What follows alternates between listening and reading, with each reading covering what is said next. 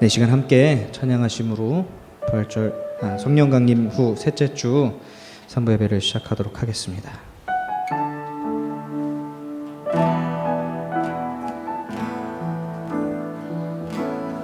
아무도 예배하지 않는 그곳에서 주를 예배하리라. 아무도 찬양하지 않는 그곳에서 나 주를 찬양하리라. 누구도 헌신하지 않는 그곳에서 주께 헌신하리라. 누구도 증거하지 않는 그곳에서 나 주를 증거하리라. 내가 받는 모든 땅 주를 예배하게 하소서. 주의 보혈로 덮어지게 하소서. 내가 선이고 주의 거룩한 곳 되게 하소서. 주의 향기로 물들이소서. 아무도 예배하지 않는 그곳에서 주를 예배하리라.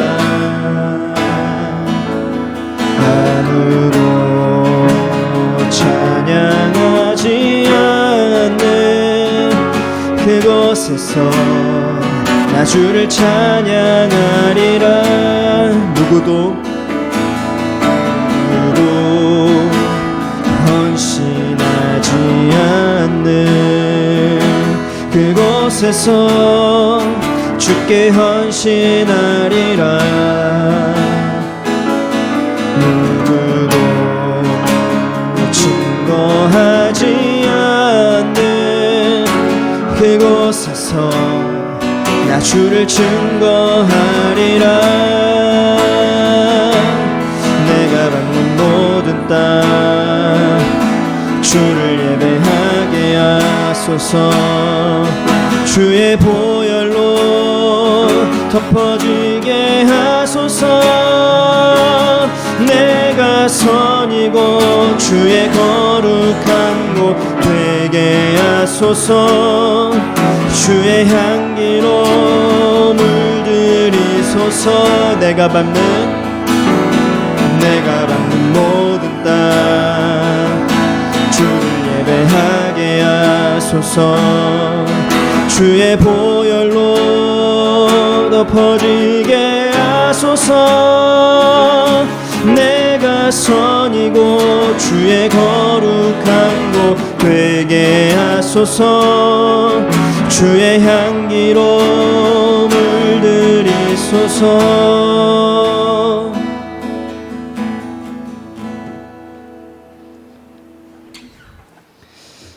아멘. 저희 한 곡 더 찬양하고 예배를 시작하려고 합니다.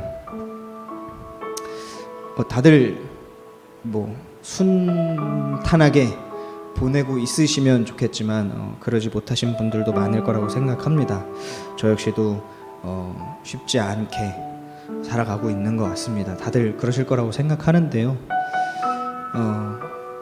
예배하는 자리에 나오셔서 이 시간 마음의 짐 내려놓으시고 적어도 주님께서 우리의 삶, 우리가 살아가는 그 인생 그 자체를 너무나도 사랑하고 계신다는 것, 우리의 존재를 너무나도 사랑하고 계신다는 것, 이 시간 그 마음만 받아가셨으면 좋겠습니다. 함께 찬양하도록 하겠습니다.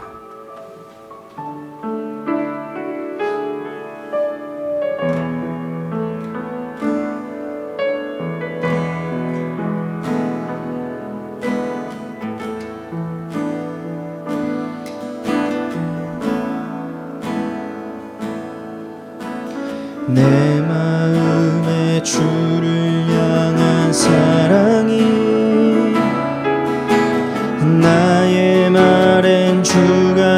주신 진리로 나의 눈에 주의 눈물 채워주소서.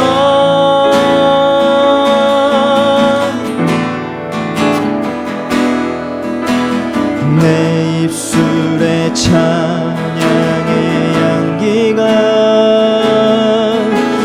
두 손에는 주를 닮은 섬김이 나의 삶의 주의 은정 남게 하소서.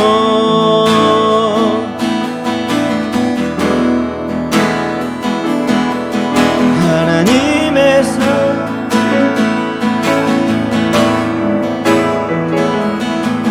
십자가의 길을 걷는 자에게 순교자의 삶을 사는 이에게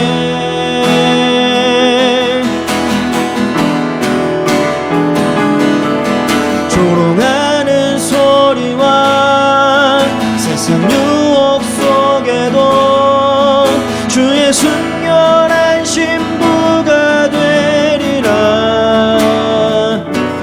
내 생명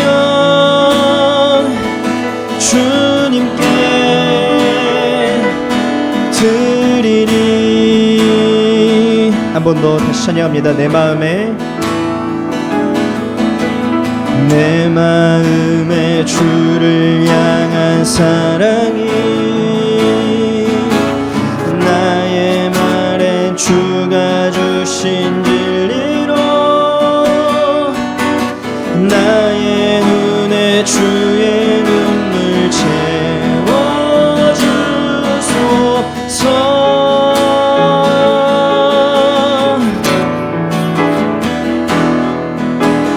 내 입술에 찬양의 향기가 두 손에는 주를 닮은 섬김이 나의 삶의 주의 은정 남게 하소서.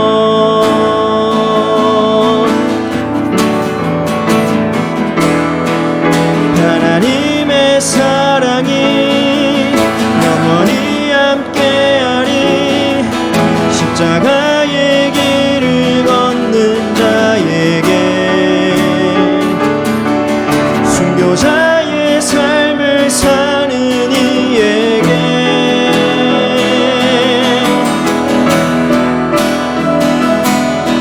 조롱하는 소리와 세상 유혹 속에도 주의 순결한 신부가 되리라. 내 생명 주님께 드리리. 한 번 더 찬양합니다. 하나님의 사랑이 하나님의 사랑이 영원히 함께하리. 십자가의 길을 걷는 자에게 순교자의 삶을 사는 이에게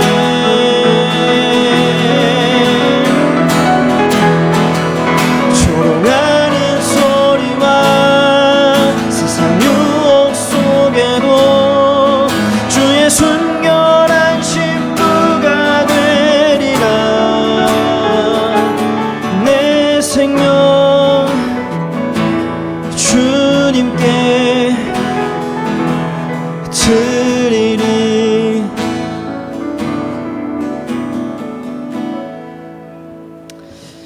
이 시간 조용히 기도하면서 예배를 준비했으면 좋겠습니다.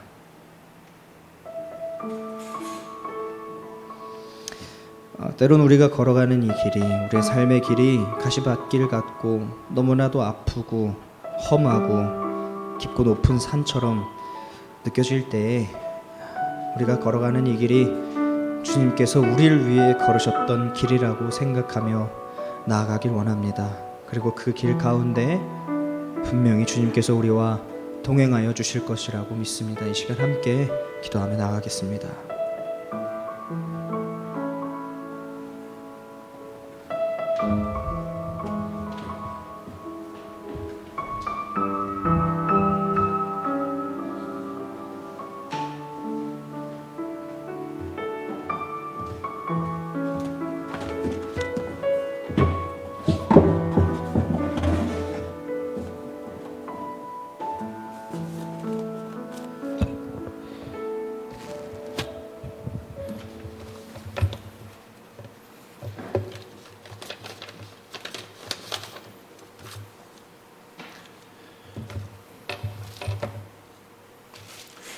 오늘 함께 하실 말씀은 창세기 21장 8절부터 21절까지 말씀입니다. 창세기 21장 8절부터 21절까지 말씀 제가 봉독하겠습니다. 아이가 자라매 젖을 떼고 이삭이 젖을 떼는 날에 아브라함이 큰 잔치를 베풀었더라. 사라가 본즉 아브라함의 아들 애굽 여인 하갈의 아들이 이삭을 놀리는지라. 그가 아브라함에게 이르되 이 여종과 그 아들을 내쫓으라. 이 종의 아들은 내 아들 이삭과 함께 기업을 얻지 못하리라 하므로 아브라함이 그의 아들로 말미암아 그 일이 매우 근심이 되었더니 하나님이 아브라함에게 이르시되 내 아이나 내 여종으로 말미암아 근심하지 말고 사라가 내게 이른 말을 다 들으라. 이삭에게서 나는 자라야 내 씨라 부를 것임이니라. 그러나 여종의 아들도 내 씨니 내가 그로 한 민족을 이루게 하리라 하신지라. 아브라함이 아침에 일찍이 일어나 떡과 물 한 가죽 부대를 가져다가 하갈의 어깨에 메어주고 그 아이를 데리고 가게 하니 하갈이 나가서 부엘세바 광야에서 방황하더니 가죽 부대에 물이 떨어진지라. 그 자식을 감복 덤불 아래에 두고 이르되 아이가 죽는 것을 참아보지 못하겠다 하고 화살 한바탕 거리 떨어져 마주 앉아 바라보며 소리내어 우니 하나님이 그 어린아이의 소리를 들으셨으므로 하나님의 사자가 하늘에서부터 하갈을 불러 이르시되 하갈아 무슨 일이냐 두려워하지 말라. 하나님이 저기 있는 아이의 소리를 들으셨나니 일어나 아이를 일으켜 내 손으로 붙들라. 그가 큰 민족을 이루게 하리라 하시니라. 하나님이 하갈의 눈을 밝히셨으므로 샘물을 보고 가서 가죽 부대에 물을 채워다가 그 아이에게 마시게 하였더라. 하나님이 그 아이와 함께 계심에 그가 장성하여 광야에서 거주하며 활 쏘는 자가 되었더니 그가 바란 광야에 거주할 때에 그의 어머니가 그를 위하여 애굽 땅에서 아내를 얻어 주었더라. 아멘. 성경에는 어떤 사람들이 나올까요? 흔히 생각하면 성경에는 하나님이 선택한 사람, 아주 경건하고 축복받은 사람들의 이야기만 나올 것 같은데 성경을 읽다 보면 죄인들, 타락한 사람들, 하나님한테 벌을 받은 사람들, 너무 힘겹게 사는 사람들의 이야기가 퍽 많이 나옵니다. 그 중에 오늘이 이스마엘 같은 사람들의 이야기도 나오는데 바로 주님께 버려진 사람들의 이야기입니다. 비슷한 사람으로는 가인, 또 야곱가에서의 에서, 또 탕자의 이야기의 첫째 아들 같은 사람들, 이런 사람들의 이야기가 성경에 나오죠. 이스마엘은 아브라함과 그 부인 사라의 여종 하갈 사이에서 태어난 아들입니다. 아브라함의 부인 사라는 아이를 낳을 수 없는 여인이었어요. 그래서 자신의 여종이었던 하갈에게서 아브라함이 자식을 낳는 것을 이렇게 권했고, 그래서 난 자식이 이스마엘입니다. 그래서 이스마엘은 아브라함의 뒤를 이을 장자의 이 지위를 얻고 사랑을 받으며 커갔는데, 그때 하나님이 축복해 주셔서 사라에게 아이를 낳게 해주셨고 그 아이가 바로 이삭입니다. 자연스럽게 이삭이 이스마엘이 가졌던 장자의 지위, 사랑, 특권을 다 갖게 되었고 이스마엘은 찬밥 신세가 되고 맙니다. 그렇게 찬밥 신세라도 아브라함 가족 안에서 살아갔으면 좋았을 텐데 이스마엘이 그 아들 이삭을 괴롭히는 것을, 자기 아들을 괴롭히는 것을 보고 사라가 아브라함에게 가서 그 이스마엘을 쫓아내자라고 이야기합니다. 사라가 너무한 거 아닐까요? 이미 이삭이 이긴 게임인데 굳이 이스마엘을 내쫓을 필요가 있었을까? 그런데 오늘, 그러니까 예전에 우리나라 역사를 봐도 왕위를 놓고 서로 형제가 죽이고 피를 보는 것처럼 그 당시에도 자신의 아들을 지키기 위해서 내릴 수 있었던, 어떻게 보면 자신의 아들을 사랑해서 할 수 있었던 행동으로도 이해할 수 있겠지요. 사실 그래서 가장 나쁜 놈은 사라가 아니라 아브라함입니다. 사라가 그렇게 말해도 아브라함은 자신의 자식인데 이스마엘을 잘 보호하고 이삭을 잘 달래고 사라를 잘 달래서 함께 잘 살 수 있도록 도와주었어야지, 사라가 그렇게 얘기했다고 이스마엘을 내쫓은 아브라함이 참 못돼 보입니다. 그런데 사실 이것이 아브라함의 잘못만도 아닙니다. 아브라함은 이 사라의 이야기를 듣고 근심했어요. 어떡하지? 어떻게 해야 할까? 막 고민하는데 그때 하나님이 나타나서 아브라함에게 괜찮다, 사라의 이야기를 다 들어주어라. 이 말은 곧 이스마엘을 내보내라 라고 이야기하신 것이죠. 하나님은 왜 이스마엘을 버리셨을까요? 생각해보면 탕자 이야기에서 큰아들은 도대체 뭔 죄가 있을까요? 탕자는 아주 방탕하게 아주 죄를 짓고 지 살고 싶은 대로 다 살다 왔는데 큰아들은 아버지 곁에서 열심히 일만 했는데 오히려 아버지는 탕자를 위해서 잔치를 열어줍니다. 야곱과 에서의 이야기를 봐도 야곱은 형을 속이고 아버지의 축복을 뺏어갔는데 하나님이 막으려고만 하면 충분히 막을 수 있는데 하나님은 이 야곱에게 축복을 허락하십니다. 가인과 아벨의 이야기에서도 가인도 하나님께 제물을 바쳤고 아벨도 하나님께 제물을 바쳤는데 이 가인의 제물이 도대체 뭐가 잘못됐는지 성경은 이야기하고 있지 않아요. 가인 입장에서는 도대체 내가 왜 무슨 문제로 이 제물을 하나님께 잘못 드렸는지 이유도 모른 채 자신의 제물이 내쳐지는, 버려지는 아픔을 경험하게 된 것이지요. 우리는 이러한 성경 이야기를 읽다 보면 갑자기 우리도 욱하게 되고 화가 나게 됩니다. 왜 그러냐면 우리도 태어나자마자 늘 경쟁하며 살기 때문입니다. 형제들과 경쟁하고 또 형제들이 아니라 할지라도 학교에 가면 학교 반 친구들과 경쟁하고 또 대학을 졸업하면 그 대학 친구들과 취업을 경쟁하고 회사에 들어가면 또 동료들과 경쟁합니다. 우리는 늘 이렇게 경쟁하다 보면 당연하게도 늘 경쟁에서 이길 수는 없지요. 그래서 경쟁에서 지고 때로는 우리가 가인처럼 도대체 내가 왜 졌는지 모르게 질 때도 있고 때로는 에서처럼 억울하게 속아서 경쟁에 밀려나기도 하고 때로는 탕자의 형처럼 정말로 차별을 받는다고 느낄 만큼 이유 없이 버려지기도 하고 또 오늘 이스마엘처럼 정말로 냉혹한 현실 앞에서 좌절할 때가 있습니다. 그래서 우리도 이런 이야기를 듣다 보면 욱하게 되는 것이죠. 오늘 다음 그림 넘겨주세요. 이 그림은 피터 베르하겐이라고 하는 화가가 그린 아브라함이 이스마엘을 쫓아내는 그림입니다. 여기 보면 이 하갈 옆에 있는 아이가 이스마엘이고 저 뒤에 여인이 데리고 있는 아이가 이삭이죠. 그런데 이 둘의 나이가 어때 보여요? 거의 비슷하게 보이죠, 두 아이가. 그런데 사실은 이 당시에 이스마엘은 한 14살 정도가 됐어요.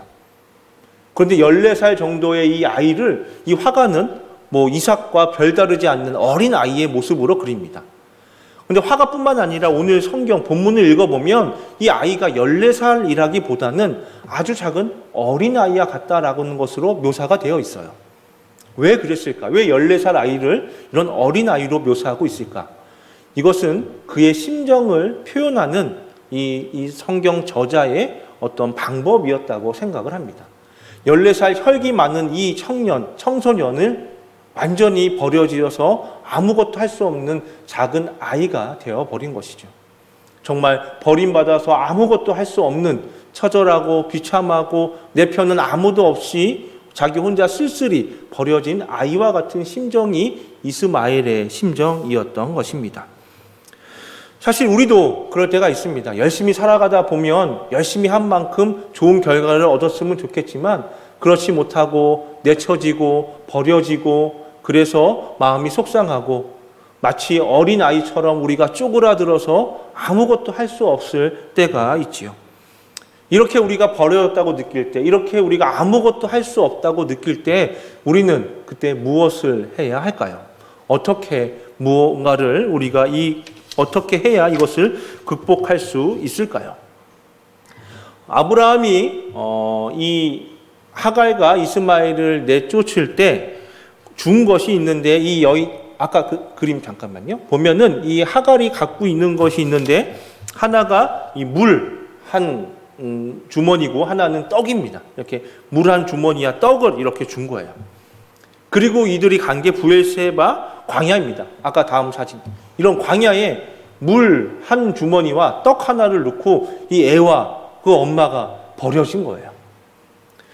사실 아브라함이 너무하지 않습니까? 아브라함에게 나귀가 없었겠어요? 아브라함에게 음식이 없었겠어요? 아브라함에게 그 병사나 이런 수족이 없었겠습니까? 조금 이 여인과 아이가 잘 정착할 수 있도록 좀 넉넉히 주면 좋았을 텐데 고작 물 한 주머니와 떡 하나를 주어서 광야로 내쫓아 버립니다. 실제로 이 두 아이와 이 엄마는 이 광야를 헤매다가 정말 물이 다 떨어져서 이제 도저히 먹을 게 없어요. 그래서 이 아이를 덤불나무 아래 두고 자신은 화살 한바탕, 화살을 쐈을 때 이렇게 날아가는 그 거리 정도를 떨어져서 아이가 죽어가는 것을 바라보고 있습니다.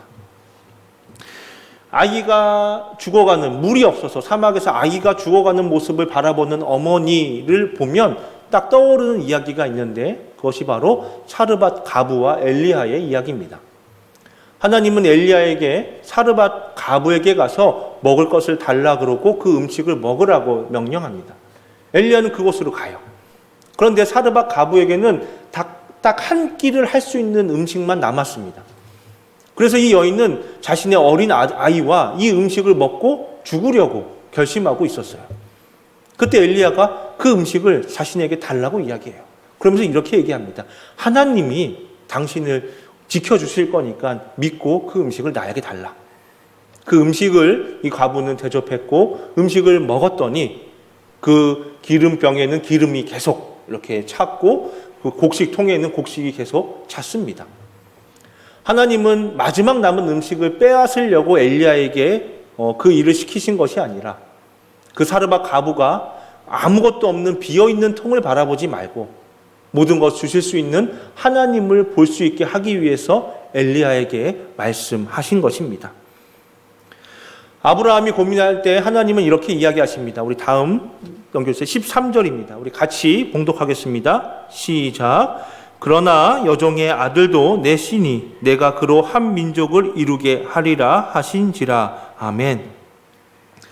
아브라함이 고민할 때 하나님이 아브라함에게 이렇게 이야기합니다. 내가 이스마엘을 지켜줄 거야. 내가 이스마엘을 내가 다른 민족에 세울 수 있는 힘을 줄 거니 너 걱정하지 말고 이스마엘을 보내도록 해라 라고 하나님이 아브라함에게 약속을 해 주십니다. 이 약속을 믿고 이스마엘을 그냥 보냈다고 하면 언뜻 생각하면 아브라함이 비겁하다라고 생각할 수 있겠으나 사실 아브라함은 어떤 사람이었습니까? 애를 낳을 수 없을 때 하나님이 내가 너에게 아이를 낳게 해줄 거야 약속하십니다. 그 약속을 비웃고 그 약속을 믿지 못했는데 100살 때 그 약속의 결과인 이삭을 얻게 됩니다. 그리고 그 이삭이 자기 앞에 있고 그 이삭을 축하하는 잔치도 열었습니다. 하나님의 약속이 반드시 이루어진다는 것을 아브라함은 경험했습니다. 아브라함이 하갈과 이스마엘에게 준 것은 고작 물 한 주머니와 떡 하나가 아니라 하나님의 약속입니다. 사르밧 가부에게도 이스마엘에게도 하나님께서 주시고자 했던 것은 적은 물주머니, 적은 음식이 아니라 하나님을 볼 수 있고 하나님의 약속을 믿을 수 있는 믿음이었습니다. 사실 우리도 생활하다 보면 가진 것이 다 떨어지고 정말 물 한 주머니가 다 떨어져서 사막을 혼자 걷는 것처럼 힘겨울 때가 있죠. 내가 가진 것이 다 빠져나가서 나에게 남은 것이 아무것도 없는 것처럼 여겨질 때가 있습니다. 그럴 때 우리도 그 떨어져가는 부족한 부분, 나에게 없는 그것을 바라보며 괴로워하고 절망하기보다는 하나님의 약속, 하나님이 나를 함께 하신다라고 하는 그 믿음을 갖게 되기를 진심으로 축복을 드립니다. 우리 19절 말씀 같이 봉독하겠습니다. 시작. 하나님이 하갈의 눈을 밝히셨으므로 샘물을 보고 가서 가죽 부대에 물을 채워다가 그 아이에게 마시게 하였더라. 하갈이 쓰러져서 울고 있을 때 하나님은 천사를 보여주시고 천사가 이 하갈의 눈을 밝게 했을 때 하갈은 샘을 보게 됩니다. 하갈은 자신의 물주머니에 물이 떨어진 것을 보고 절망하고 포기하고 울고 있었는데 사실 그 주머니를 볼 게 아니라 주변을 보면 계속 넘치는 샘물이 그녀의 주변에 있었다는 것이죠. 눈이 밝아진 하갈은 그 샘물에게 가서 그 물을 채우고 아이와 자기가 그 물을 마십니다. 때로는 우리가 힘겹고 내쳐진 것 같고 경쟁에서 좌절했다고 여겨질 때 정말 우리가 아무것도 없다라고 여기지만 사실 우리 눈이 밝아지면 우리가 힘을 얻을 수 있는 그 샘물이 우리 주변에 있습니다. 우리가 경쟁에서 진 것이 아니라 버려진 것이 아니라 하나님은 우리에게 약속하시고 새로운 길로 우리를 인도하고 계십니다. 여러분이 힘들 때 길을 잃었을 때마다 여러분에게 사라지는 것들, 부족한 것들을 보기보다는 하나님의 약속, 여러분의 곁에 있는 그 샘물을 바라볼 수 있기를 진심으로 축복을 드립니다. 한 가지 예를 들면 예수님이 처음 행하신 기적은 바로 가나의 혼인잔치에서 떨어진 포도주를 물로 변화시켜서 포도주를 만든 일이었습니다. 큰 잔치에 포도주가 떨어져 갑니다. 이 하인들이 너무나 다급한 거예요. 이거 어떻게 하지? 이 포도주가 없는데 이 잔치를 어떻게 이어나가지? 그때 마리아는 예수님을 바라봅니다. 그리고 예수님께 청하고 그 물로 포도주를 만듭니다.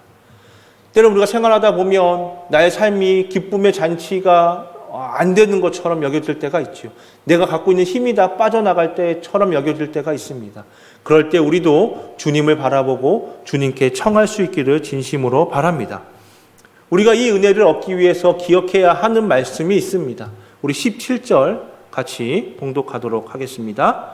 시작. 하나님이 그 어린 아이의 소리를 들으셨으므로 하나님의 사자가 하늘에서부터 하갈을 불러 이르시되 하갈아 무슨 일이냐 두려워하지 말라 하나님이 저기 있는 아이의 소리를 들으셨나니. 아멘. 하나님이 아이의 소리를 들으셨다라고 성경은 기록합니다. 근데 사실 생각해 보면 좀 이상한 것 같아요. 16절에 보면 이 하갈이 이 아이를 놓고 소리내어 울었다라고 이야기합니다. 16절 마지막을 보면 마주 앉아 바라보며 소리내어 우니 하갈이 울고 있다라고 이야기하고 있는데 하나님은 이 하갈의 울음소리가 아니라 어린 아이의 소리를 듣고 오셨다라고 성경은 말합니다. 그렇다면 우리가 내야 하는 소리는 하갈의 울음소리가 아니라 이 어린 아이의 소리라는 것이지요. 하갈은 어떻게 울었을까요? 생각해보면 사라를 욕하고 아브라함을 원망하고 하나님께 막 따지지 않았을까요? 어떻게 나에게 이렇게 할 수 있느냐? 어떻게 사라가 나한테 이렇게 할 수 있느냐? 어떻게 아브라함이 나한테 이렇게 할 수 있느냐? 원망을 했을 것입니다. 반면에 아이였던 그 아이는 뭘 이야기했을까요? 그 아이는 그냥 남이 아니라 자기 자신의 아픔, 자기 자신의 슬픔, 그냥 자기 자신의 이야기를 했을 것입니다. 다시 말해서 하갈의 울음소리는 밖을 향하고 있다면 어린 아이의 소리는 나를 향하고 있고 내 내면을 향하고 있습니다. 우리가 들어야 하는 소리, 우리가 내야 하는 소리는 밖을 향한 소리가 아니라 안을 향한 소리입니다. 아까 말한 에서, 야곱, 탕자의 아들을 다시 한번 보겠습니다. 가인은 내쳐지고 경쟁에서 뒤처졌습니다. 그때 가인이 한 것은 하나님을 원망하고 아벨을 미워한 것이었습니다. 그래서 아벨을 죽입니다. 반면에 에서는 처음에는 야곱을 죽이려 하였으나 점점 자신을 돌아보게 되죠. 내가 뭘 실수했고 뭘 잘못했는지. 그래서 자신의 삶을 변화시키고 아버지와 관계를 좋게 만들고 야곱과 화해하게 됩니다. 탕자의 형은 비유 속에서는 처음에는 화가 나서 뛰쳐나가지만 그 종이 왔을 때 그 이야기를 듣고 어떻게 할지 결말은 나오지 않지만 열린 결말로 이렇게 끝납니다. 우리도 스스로 점검해야 할 것은 내가 남을 향하고 있느냐, 상황을 탓하고 있느냐, 절망하고 원망하고 있는지, 아니면 내면에 나의 소리를 듣고 말하고 있는지. 어쩌면 하나님은 늘 우리의 안에 있는 우리의 아이의 소리를 듣고 계십니다. 그것에 무관심하고 그것을 외면하고 있는 것은 우리 스스로입니다. 그래서 우리는 늘 내 아이의 소리, 정말 사막에 버려진 것처럼 여겨지는 작은 아이가 외롭고 슬프고 고독하게 되는 그 미세한 작은 소리를 내가 들을 수 있어야 합니다. 내가 그곳에 가서 나의 소리를 들을 수 있다면 하나님께서 나를 위로하고 용기를 주시는 그 위로의 음성도 들을 수 있을 것입니다. 여러분이 한 주간 생활하실 때 여러분 속에서 나는 그 어린 아이의 소리를 들을 수 있기를 축복을 드립니다. 그리고 함께 하나님이 여러분을 위로하시고 또 하나님이 약속하시고 여러분과 함께 하시는 그 음성을 듣기를 축복을 드립니다. 그럴 때 우리의 눈도 밝아져서 하갈이 자신의 곁에 있는 그 샘을 발견한 것처럼 사르밧 가부의 그 기름통과 곡식통이 날마다 채워졌던 것처럼 여러분도 희망을 발견하고 새롭게 그 길을 나갈 수 있는 힘과 은혜를 얻을 수 있기를 다시 한번 축복을 드립니다. 기도하겠습니다. 참 좋으신 하나님, 사막에 버려져 정말 좌절하고 절망하는 이스마엘처럼 오늘 우리도 너무나 외롭고 슬프고 불안합니다. 주님, 우리 안에 있는 어린아이의 소리를 들어주시옵고 같은 은혜, 같은 넘치는 축복을 허락하여 주옵소서. 주님께 모든 것 맡기며 예배합니다. 주님께서 늘 우리와 동행하여 주옵소서. 예수님 이름으로 기도드립니다. 아멘. 우리 함께 성가 오소서 성령이여 함께 성가하겠습니다.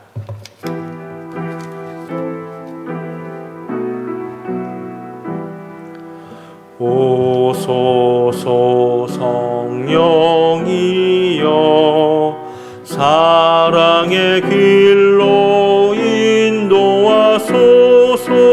오소서 성령이여 우리에게 오소서. 오소서 성령이여 사랑의 길로 인도하소서. 오소서 성령이여 우리에게 오소서. 잠시 눈을 감고 침묵하겠습니다.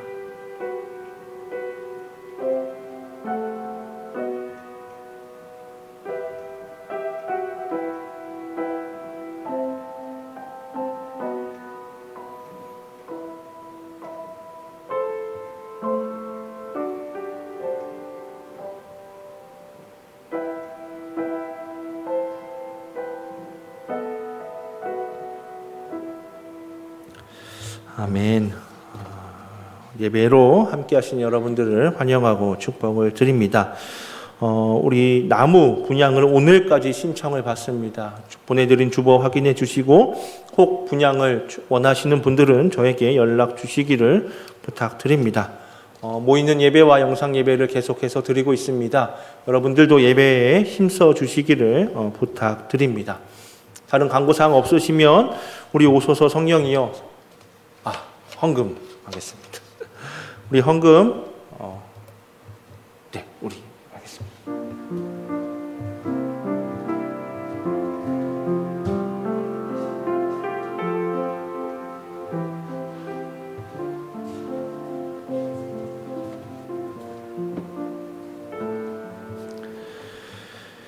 자, 드려질 예물을 위해서 기도하겠습니다. 참 좋으신 하나님, 주님을 의지하는 마음으로 예배하고 예물을 봉헌합니다. 주님께서 그들의 마음을 주관하여 주시옵고 그들의 꿈을 꼭 지켜 주시옵소서. 간절히 바라는 것들이 있습니다. 불안해하며 걱정하고 염려하는 것들이 있습니다. 크신 손으로, 강하신 손으로 그들을 보호하여 주옵소서. 예수님 이름으로 기도드립니다. 아멘. 우리 마지막으로 오소서 성령이요 성가할 텐데, 성령님이 여러분의 마음에, 여러분의 일상에, 여러분의 하시는 일에 함께 하기를 바라는 마음으로 우리 성가 한 번 더 찬양하고 기도로 예배를 마치겠습니다.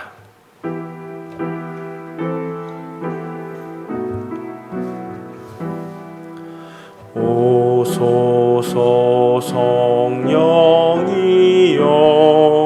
사랑의 길로 인도하소서. 오소서 성령이여 우리에게 오소서. 오소서 성령이여 사랑의 길로 인도하소서. 오소서 성령이여 우리에게 오소서. 기도하겠습니다. 이제는 주 예수 그리스도의 은혜와 하나님의 사랑과 성령님의 함께 하심이 예배드리는 이들과 그들의 가정과 그들의 꿈 위에 지금부터 영원토록 함께 하시길 간절히 축원하옵나이다. 아멘.